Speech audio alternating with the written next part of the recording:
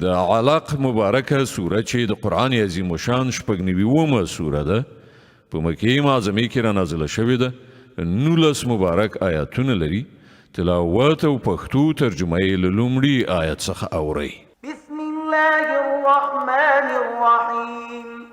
د الله په نوم چې ډیر زیات مهربان پورا رحم لرونکی دی اقرأ باسم ربك الذي خلق ولوله ای پیغمبره د خپل پروردګار په نوم چې هغه ټول مخلوق پیدا کړ خلق الإنسان من علق د کلکې شوي وینې له یوې ټوټې څخه انسان هست کړ اقرأ وربك الأكرم الذي علم بالقلم علم الإنسان ما لم يعلم ولوله ستا پروردګار ډیر کریم دی چې هغه د قلم په مرسته انسان ته علم وښود انسان ته هغه علم ورکړ چې هغه پرې نه پوهید كلا إن الإنسان ليطغى أن رآه استغنى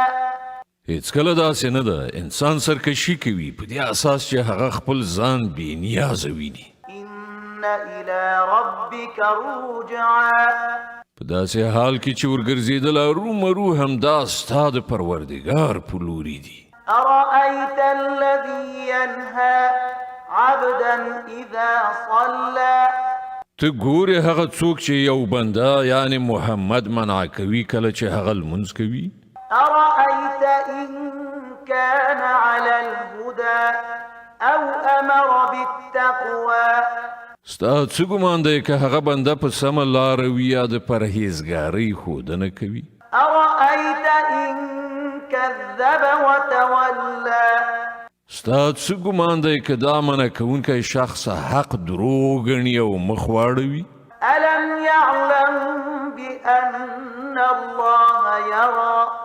آیا هغه نه پوهیږي چې د ده کړه الله ګوري كلا لئن لم ينته لنسفعا بالناصية ناصية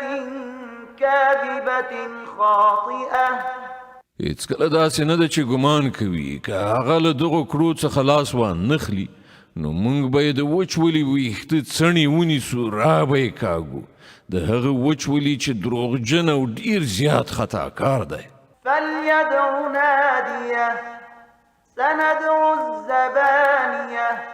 پرېږده هغه د خپلې ملاتړ کوونکې ډلې ته بلنه ورکړي موږ به هم د عذاب پرښتې راوغواړو د علق د مبارکې سورې د 19 او آخرني آیت تلاوت او پښتو ترجمه اورئ